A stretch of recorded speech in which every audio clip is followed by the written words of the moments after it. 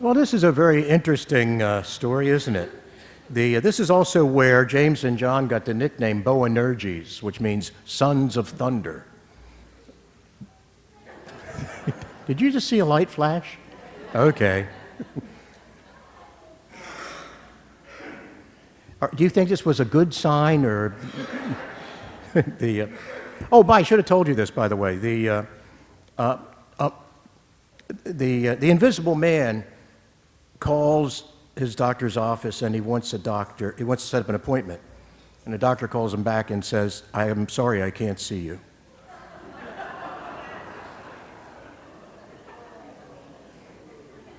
No, come back. It wasn't that bad, really.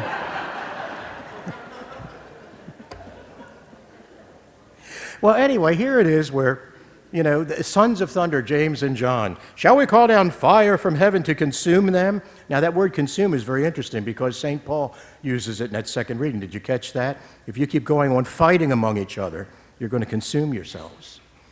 So we don't have to call down fire from heaven to consume others. We're perfectly capable of doing it ourselves as we war between the flesh and the spirit. The flesh wants what the flesh wants, and it doesn't want what the spirit wants. But we can only truly be alive if we go and put ourselves at the service of the Spirit, at the service of the Spirit. The Good Samaritan. That's important because Jesus, and I'll get back to the story of the Good Samaritan. Remember, he fell in among robbers. There was a man going from Jerusalem to Jericho. Since he was going from Jerusalem, it meant he was from the northern kingdom. He was Jewish. And then he fell in among robbers and was beaten, robbed, and left for dead. He's bloodied on the side of the road, and his own countrymen come by, see him. One's a priest, one's a Levite, and because if they touch somebody who's dead, they'll get bloodied, and then they won't be able to go and offer worship at the temple. They will have defiled themselves by following their ritual laws concerning purity and being purified enough to be able to enter the temple. And so the law says, you shouldn't do that. Yeah, well, that's the law. But the Spirit says, oh my God, look at this poor soul. And what's so interesting is there's things that, we're not supposed to do, but then when push comes to shove, there's things we can't help but do because there's something else that speaks to us. It's right, isn't it? That's what happened with the Samaritan. There was so much hatred between the Jews and the Samaritans, and that's why the Samaritans don't want to allow Jesus to come into their village, even though they're fairly friendly to Jesus because he had been into Samaria before. Remember the woman at the well? Okay. He talks to her, very unusual for a man to talk to a woman, not his wife in public. And also, Jesus, a Jew, talks to a Samaritan, and he says, give me something to drink. And what happened is she's shocked. How is it that you, sir, a Jew, talk to me, a Samaritan, and a woman? Because Samaritans and Jews would share nothing in common. So a pious Jew would never even think of asking to use a Samaritan's cup at the well. The Jewish people used to refer to the Samaritans as dogs. Sound familiar today with how we take a certain class of society or a certain segment of the world and we begin to set them apart from us? Big distance. We owe them nothing. And that was how it was. And you can't even come into our village because you're heading to Jerusalem. You know why that was a problem? Because the Jewish people in the northern kingdom worshipped on Mount Moriah. That's where the Temple Mount was. That was where Abraham was called to sacrifice his son. Okay, but the Samaritans worshipped on Mount Gerizim. So they were saying, your temple is on the wrong holy mountain. We have the right holy mountain. So when they heard that Jesus was going to go to Jerusalem, they said, well, hey, you're not coming in here, bub. And that's when the disciples say, shall we call down fire from heaven to consume them? Now, of course, to be honest, I think the disciples were really kind of eager to do that, I mean, and there is a certain satisfaction that comes when we put ourselves in a superior position to somebody else, is it not? It's part of the flesh. Oh, come on. That's why we gossip so much. And that's why it's so hard, when you know something, and guess what? And you know how hard it is, by the way, just if somebody wants to try to tell you that, to say, I don't need to hear it. We have our own faults. And then what happened is then they'll go and talk about you later on. Guess what so-and-so said? So here it is that, the Samaritan, and there's reasons why the Samaritans and the Jews did not get together. because the Samaritans were from the northern kingdom and the Jews were from Judah, the southern kingdom. And there were several things that happened.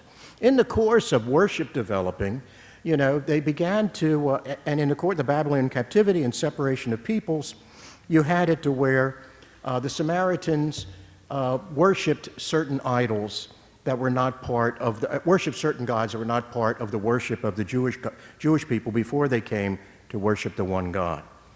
And then what happened is, during the Babylonian captivity, there were other foreigners that were brought into Samaria, or the northern kingdom, after the Jews were hauled away in the Babylonian captivity. And then the Samaritans began to intermarry. And so then they were breaking down the purity of the bloodline, as well as, breaking up the faith. Do you remember a time where Catholics were not supposed to marry non-Catholics? Who doesn't remember that? Okay, you're a young lady, I know that. That's why you don't remember that. But I mean, we back in the late 50s, early 60s, we weren't supposed to have anybody else come into our 7th grade dances except Catholics, because if at the tender age of 12 or something like that, we might be led astray into the wrong religion. And that's what the Catholic Church said at St. Michael's in Overley. Whereas once we learned it was fun to go to a dance, we then all went to the Church of the Epiphany further down the street, which had a big sign on the top of it that said, "God is love," and they welcomed everybody to their youth dances. We did not tell the sisters or the priests that we were doing that when we got back, Come to think of it, I don't think we even told our parents. But there was this enmity, that goes that we're not keeping the faith together, and you're not keeping the faith right. You're not worshiping the faith in the proper spot. And then what happened is Samaritans also went to war, at different times by siding with, enemies to Judah. And so they then became, traitors. So there was every single reason to hate the Samaritans. And I'm forgetting what, they intermarried. They worshipped in the wrong place. They worshipped false idols, and they went to war. Okay, that's 4. So Jesus is intent on going to Jerusalem. And it says at the beginning of this, when the days for Jesus' being taken up were fulfilled, he resolutely determined to journey to Jerusalem. And in some translations it says he set his face towards Jerusalem.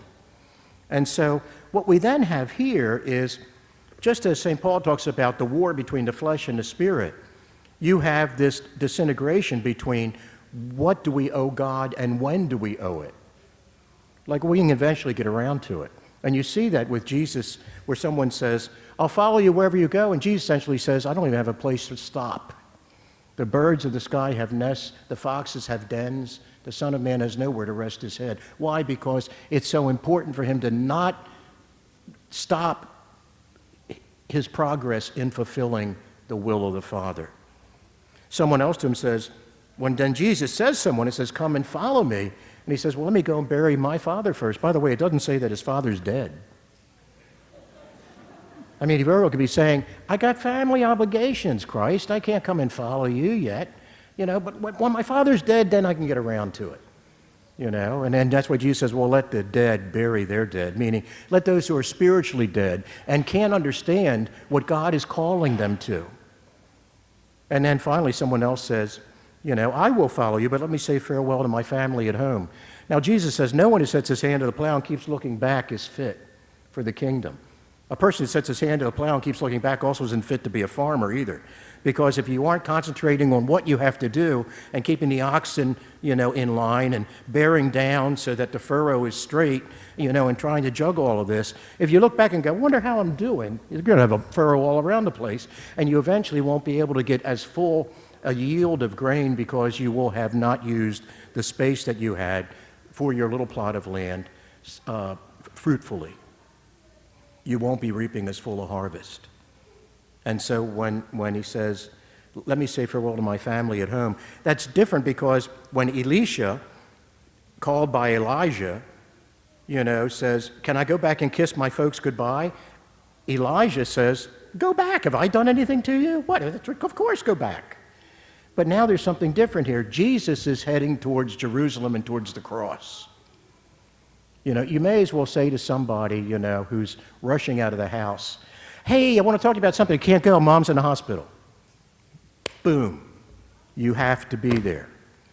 You know, and so this is the difference between ordinary time in a sense of chronos, the sun rising, the sun setting, people going about their daily tasks, and kairos, which is a sense of this is the appointed time. This is the day of salvation. And it's urgent then that you don't hesitate. Kairos time is time where God is calling us. And you can no sooner hesitate to respond to God's will, or should no sooner hesitate to respond to God's will, than you would slow down to try to pack up a lunch while your house is on fire. Remember, by the way, when the people in California had all of so many, you know, thousands of acres were burning in and entire, you know, developments were catching fire, and the fire was moving so quickly, people barely got out ahead of it, and they only got out with like themselves and their cat. There wasn't time to catch anything else. It came that quick. And so that's the situation here with regard to the call to do God's will. And Paul talking about the war between the flesh and the spirit. You know, we're in this world, of course, and we're flesh and blood. But we are also made in the image and likeness of God, which means we're more than just flesh and blood. St. Paul says we hold this treasure in earthen vessels, clay vessels like Adam made from the earth, to show that its surpassing power comes from God and not from us. And so essentially what's happening in this little story is Jesus is on his way. There are people who will not receive him. The disciples want to get into a fight and punish them. Jesus says that's not what we're here for, and it's pointless to take time to do that. And so today we would look at, this is written down. I like the way this was done. Catching up to what happened with the Seleucids in the Maccabean Wars in around 108 BC, that's when the Samaritans allied themselves in battle against the Jews. And what happened is then the Jews, that was in the Maccabean Wars, and in 108 BC, the Jews destroyed the Samaritan temple and ravaged the territory to revenge, you know, the fighting. Around the time of Jesus' birth, a band of Samaritans broke into the temple in Jerusalem and profaned that by scattering the bones of dead people in the sanctuary. Doesn't it sound pointless? Doesn't it sound ridiculous? Doesn't it sound, you know, like it's extreme? But in our own day, which has witnessed the vandalism of synagogues and the burning of black churches, we should be able to understand that this kind of separation of us from them and unreasonable anger towards someone who worships differently, or who lives in the South as opposed to the North, you know, are people that deserve our enmity, our hatred, or even just our disgust and our indifference. This has been going on for a long while, and it's still going on today. Here's why the parable of the Samaritan, the Good Samaritan, is so strong. Because the Good Samaritan is the one who's able to rise above the bigotry and prejudices of centuries and show mercy and compassion for the injured Jew after the Jew's own countrymen pass him by. And it is with those centuries of opposition and incidents behind their peoples that we can understand the surprise of the Samaritan woman when Jesus rises above the social and religious restrictions on him, not just of a man talking to a woman, but also of a Jew talking to a Samaritan and asking to share a cup of water at the well. The coming reign of the kingdom of God renders such sins and hatred pointless, and not just pointless, but a rejection of what God is calling us to. We are like the people who prefer to hate instead of following God, making a decision to love. And it's so like the people when Jesus says, come and follow me, he says, I got other things I got to do. Maybe when I'm done doing them, I'll come back. And he says, no one who puts his hand to the plow and keeps looking back is fit for the kingdom. I can't stop on my way to fulfill God's mission for me. And I'm calling other people to come and participate in this work. It's the greatest work that has ever been. And what could possibly make you think something else is a better choice?